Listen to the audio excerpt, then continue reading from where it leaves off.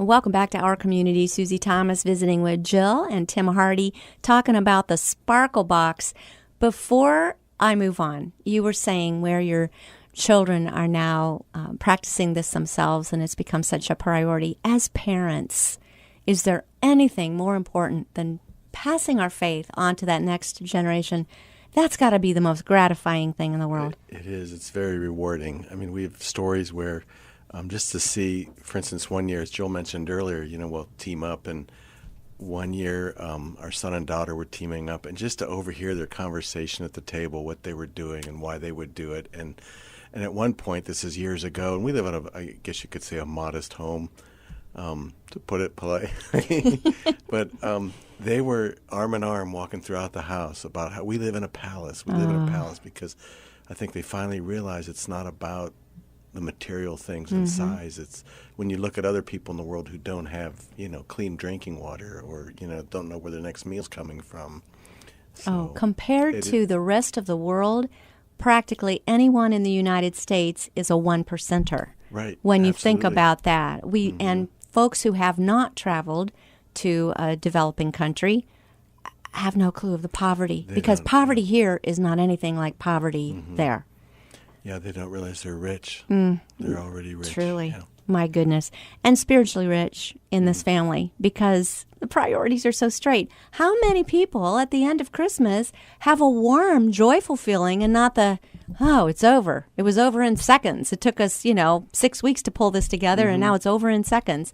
But instead have that warm feeling that will continue and it doesn't have to stop.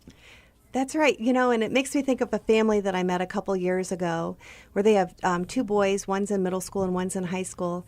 And one of the little boys said, this is his favorite thing to do at Christmas is to open up the Sparkle Box. And he asked his parents, can we open it up first on Christmas morning? And they've actually started a drive that they do every December to gather items for the Refuge of Hope. And so it's really cool to see how this really transcends age. It's something that it touches the hearts of people of all ages. That's absolutely beautiful. The publisher jumped right on it, and that's so unusual. Talk about that experience. With the Sparkle Box Challenge? Yeah, well, yes, that the publisher was published by the very first person you showed it to, which never happens, Jill. Yes, even, the way that this book came about to be published is just such a testament to God and just the way He puts people together, puts people in our paths. And so, there was a party that we went to, my husband and I. There's a mutual client that we have. Tim, why don't you tell a little bit more about that? Well, it was a client or a Christmas party for a new client of ours, and it was our office party, and he invited us, and we thought, it really isn't our place to go. We just met. We just started working together. He insisted that Jill and I come to the party. We eventually did, and it was nice. We met some people, had something to eat, and I think Jill had to leave early onto another commitment, and I stuck around for a little while longer. And right about when I was thinking it was time to go, I was moseying around, and I saw a friend of ours, and he was sitting by himself, and he explained, I probably shouldn't even come to this party. I'm getting over the flu. I feel terrible. I was sitting at home. I remember him saying, and I was sitting in my chair at home, just half asleep, and next thing I know, I'm in the shower, and I'm getting ready for this party. I don't know why, but I'm like, well, I guess I'm supposed to come to the party. And I'd met him there, and we got to talking, and he had just actually finished going through a process with the book he was writing, and I, of course, said, well, it's interesting. Jill just wrote a book, and it was just amazing. He connected us with someone who saw the manuscript. They in turn passed it on to the publisher that has it now. It all sounds coincidental, and none of that could possibly be coincidental. That is just amazing. You couldn't write a script with that in it. No. It was just amazing. If you did, people wouldn't believe it. They'd say, that's just not believable. But, the fact that someone would have connections at Guidepost, and even then, that Guidepost would read it and say, oh, yeah, we are on board with this. Right. It's all God. Absolutely. Really? All right. Well, I can't let you go without also letting everybody know it doesn't end here. You also wrote The Sparkle Egg, and this is amazing. when we're talking about the gospel, you really have it. You've got it. Between these two books, you've got the entire gospel, really. You've got pretty much from Christmas through Easter. Tell us a little bit about the sparkle egg. Okay, so the sparkle egg features the same little boy as the main character, Sam. And then, the sparkle box, he does all these wonderful things. But I think as Christians, we feel like we have to be good all the time. And if we're not, we can lose God's love. And so that's kind of the story of the sparkle egg. Sam lies about how he did on a test to his parents. He ends up getting caught in that lie. And I mean, we can all probably identify with forgetting to study for a test and, oh my gosh, what am I going to say to my parents? And so in a moment of weakness, he tells a quick lie about how he had done on that test. He gets caught red-handed at a school open house. And then he struggles. He struggles with truly feeling forgiven. He asks for forgiveness.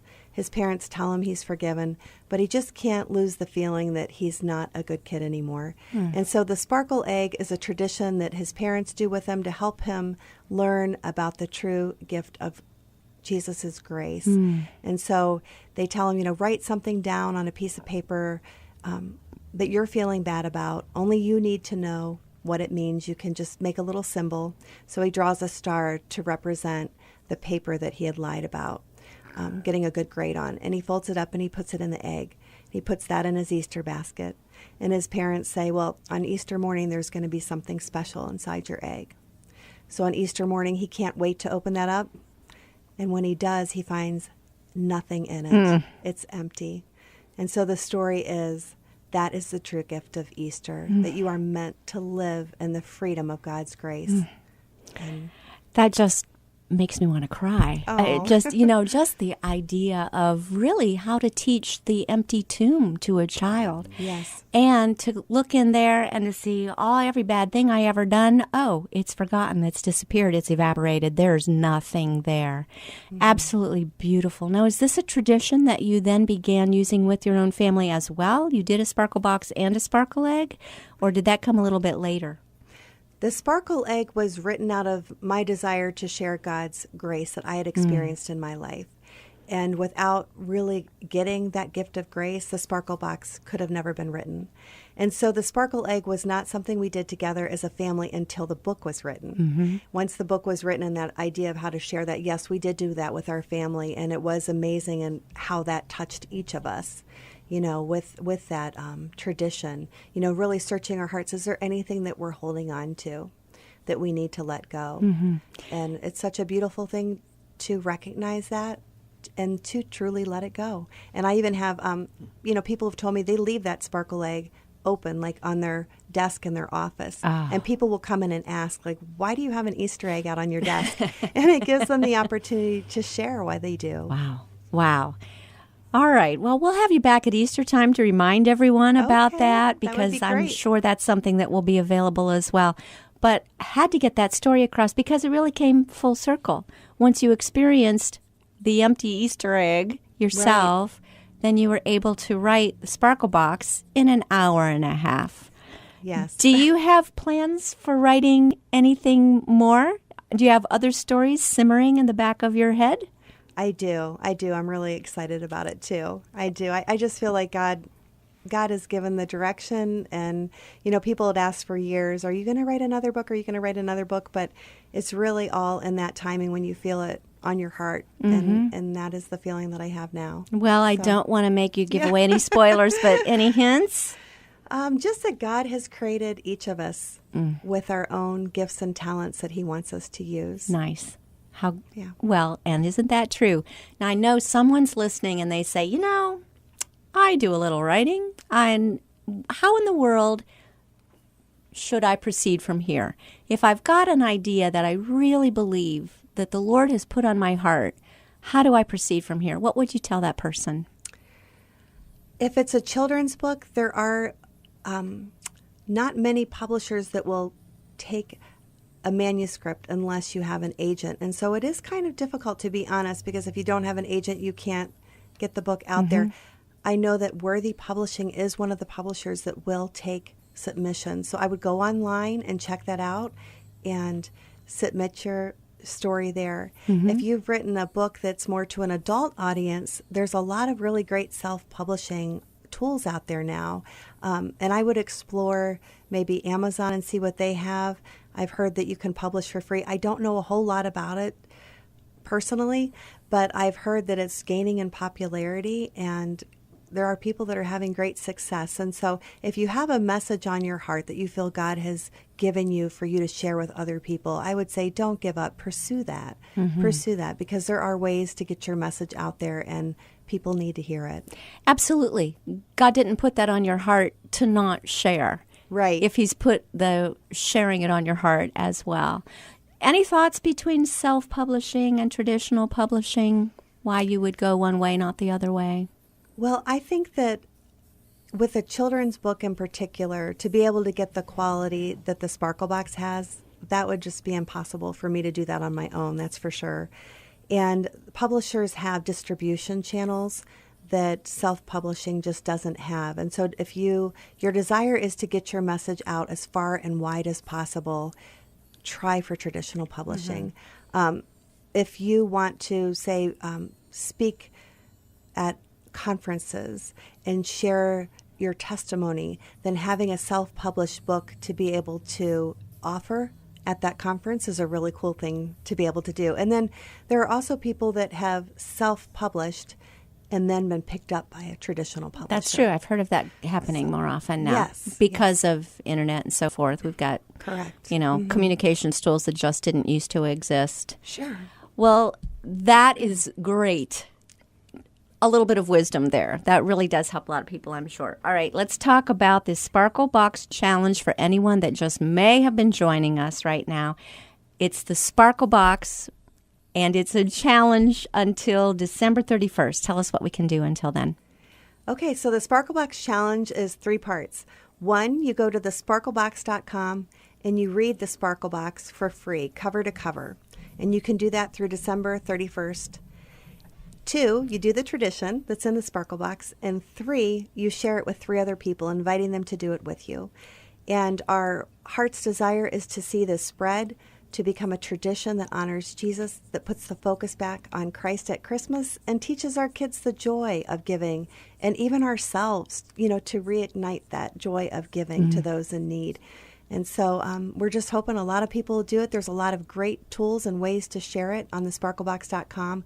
A lot of fun graphics and printables, and we're just really hoping that people will get behind this. We really feel that your listeners will be able to make this into a movement. They'll be able to help be part of something and look back and say, wow, this is now as common as a Christmas stocking hanging on the mantle. Yes. And now people are leaving a gift under their trees for Jesus, and we were part of that. For people who want the actual hard copy or the new paperback copy, how do they get the physical copy of the Sparkle Box? Well, we know Books A Million is carrying it. We're not positive of Lifeway. We weren't able to confirm with them.